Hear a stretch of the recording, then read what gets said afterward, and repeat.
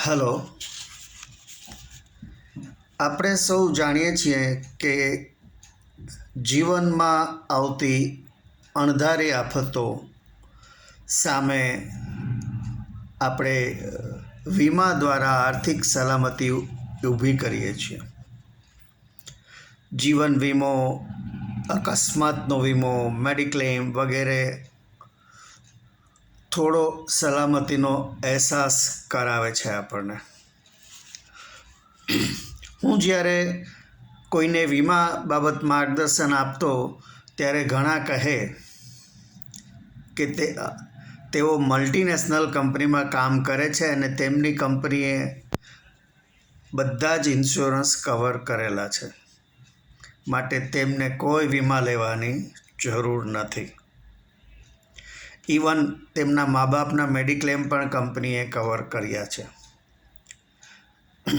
આની સામે મારે ખાલી બે વાત કહેવી છે. એક, વીમા કંપની પાસેથી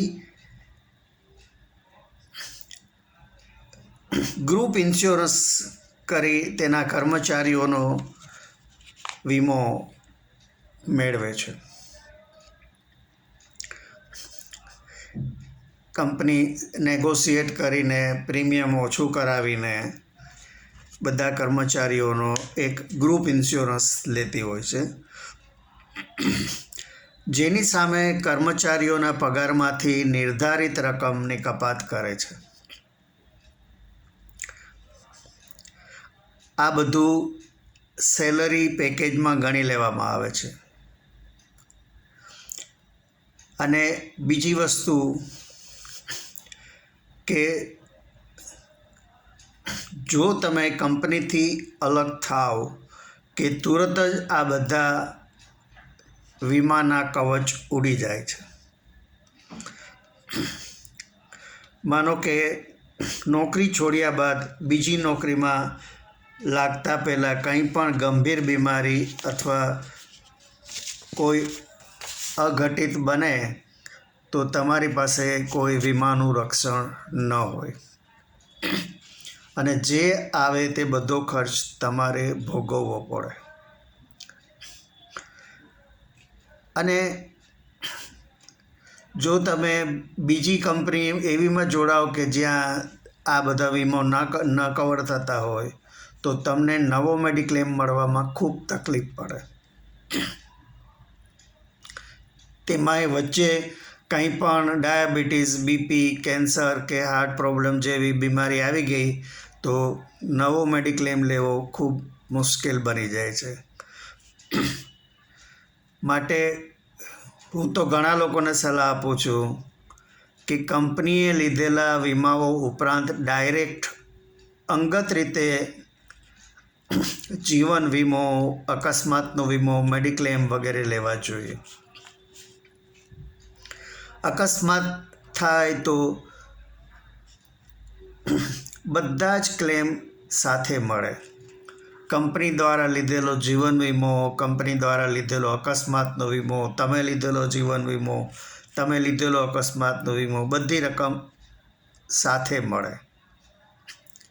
અને મેડિક્લેમના કેસમાં માનો કે કંપનીએ 10 લાખનો મેડિક્લેમ લીધેલ છે તો તમને જો એવી બીમારી આવે કે જેમાં 10 લાખથી વધારે ખર્ચ થાય તો તમારે એ વખતે ડાયરેક્ટ લીધેલો મેડિક્લેમ ઉપયોગમાં લઈ શકાય.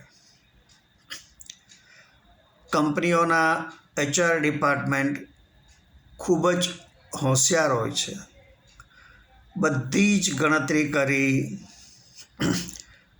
મોટામાં મોટી રકમના પેકેજ બનાવી નોકરીમાં આવનારને આકર્ષક પેકેજ ઓફર કરે છે. પછી તેને ખબર પડે છે કે તેનો ટેક હોમ પે ઘણો ઓછો હોય છે.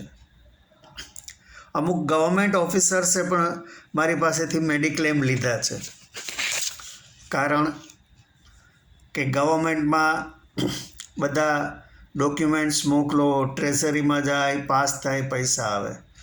તેની સામે આ જો મેડિક્લેમ હોય તો કેશલેસ ફેસિલિટીમાં સીધે સીધું તમે કોઈ પણ પ્રાઇવેટ હોસ્પિટલમાં જઈ ઓપરેટ કરાવીને આવી શકો. માટે હું માનું છું કે શક્ય હોય તેમણે ડબલ સુરક્ષા કવચ રાખવા જોઈએ. આપને મારી આ ટૂંકી વાત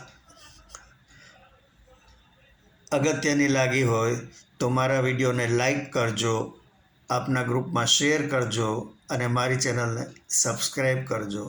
આભાર. આવજો.